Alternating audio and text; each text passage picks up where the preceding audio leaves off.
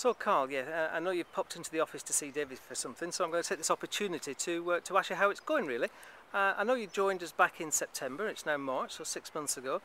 In your own words, how's it been for you in that time? It's been very good actually. It was interesting driving in. It's been 6.5 months. Brought back memories of coming in, feeling quite nervous about what was going to lie ahead. But it's been a fantastic 6 months really. Found it very straightforward winning business.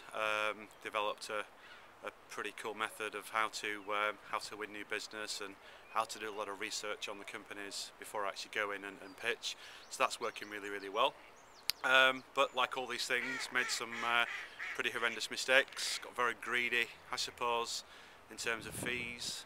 I'd signed up the first 3 clients within 6 to 8 weeks of being on the course, and thought I was invincible, could really charge what I wanted. And some of the companies I was pitching to were quite desperate for business development services, and started charging big money and didn't really set those expectations. So I actually fired one of them, believe it or not, in January.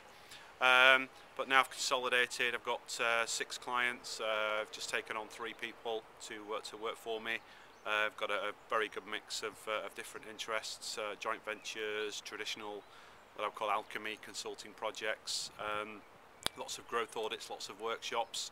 But it's been very good, very difficult. I've found it very challenging, certainly the hardest thing I think I've ever done in my career, but definitely the most lucrative, so really enjoying it. So what would you see as a typical annual income for somebody who follows the process and does the business? I think that the biggest piece of advice I would give is, you go through the course, you come out of it and your head is just spinning with the opportunity, and the first step is it's all about focus and what you actually want to achieve. Some consultants I know go on, work 2-3 days a week and probably make 60-70 grand a year. I decided that I could probably make 200k working 60-70 hours a week and really going for it. And I was definitely on track to do that. I've just taken on these 3 new people and will probably make 350-400 grand, I suppose, in fees throughout the year. I'll probably make about 250 personally. So as I said, very hard work, but the rewards are there if you put the time in. You've seen many of the consultants at the various CPD days, and in fact you've spoken to most of the course. What do you think the average earnings could be for people who put the work in, should be? So if you put the effort in and you follow the rules, there's no reason why anybody that's got a modicum of business knowledge can't come onto this course and make a decent amount of money. I think if you're working 5 days a week, you've got between 3 or 4 clients constantly throughout the process. We're definitely talking a 6-figure income, no question. Okay. Now you don't find any problem finding new clients? No. What's your secret there? So there's lots of different ways to generate new business, and they go through all this on the course. There's some rifle shot approaches which don't cost you much money, don't cost you much time, but do generate a lot of leads. I'm more of a focus person. I've got a research background, so for me, I've only ever pitched to 10 clients, and I've won 7 of them and actually fired 1 of them, believe it or not. So I've got a very high conversion ratio. I do an awful lot of research before I go in to see a client, before I even call them. So the course will walk you through the step-by-step process of how to win business. I'm just a bit more scientific about it. It's very research driven, and it really allows me to know a lot about the business's challenges before I even pick up the phone, and that typically goes down very well indeed. Gets you a lot of credibility. Well, what's your state of mind and confidence levels when you walk into a pitch? I'm very confident because, as I said, I know an awful lot about this business and its challenges. I've typically spoken to the customers, I've spoken to the competitors, I know all about the macro environment that the business is operating in. I've been through their financial statements on Companies House, so I can see how the business has trended in the last couple of years before I actually go in.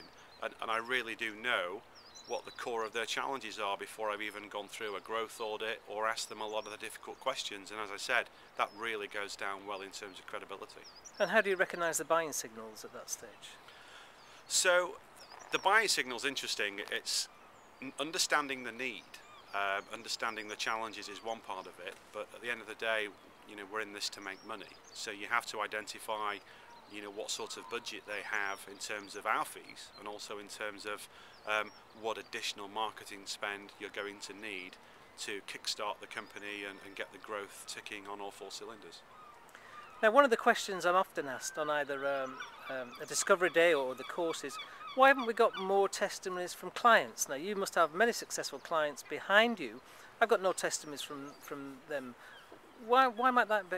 Why might that be, you think? I think there's a lot of reasons. I think first of all, owners of businesses, large or small, I think often they're ashamed that they're unable to grow their businesses themselves, and they need to call in independent thinkers to help them push these things forward.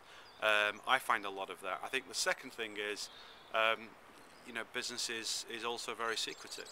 Companies don't want to talk about their strategies, their plans, some of the things that they're doing, because even if you take one of my clients, for example, is a car dealership, they're competing in a very, very competitive market.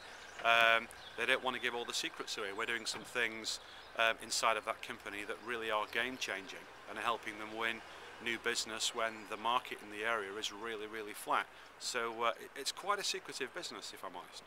Okay, so put yourself in the shoes of somebody at a Discovery Day who is saying, well, where's all these testimonies from your clients? How do I know it's going to work? I've got plenty of testimonies from consultants like yourself, but what could I say to them, or what would you say to them if they're sitting there thinking about joining us, but not too sure about whether it really works for from the client's perspective? I got really hung up about testimonials when I came off the course, and 3 or 4 days later, it really dawned on me that they're buying you as an individual. It's your background, it's your expertise, it's your capability that they're really buying into. You're going to become an integral part of their company for a short space of time, and the personal chemistry and them buying into you and your confidence is absolutely critical.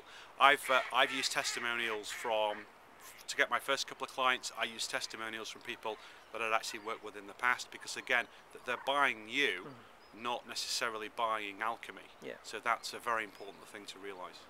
Carl, thanks for this sharing Pleasure. your time with me. Thank you.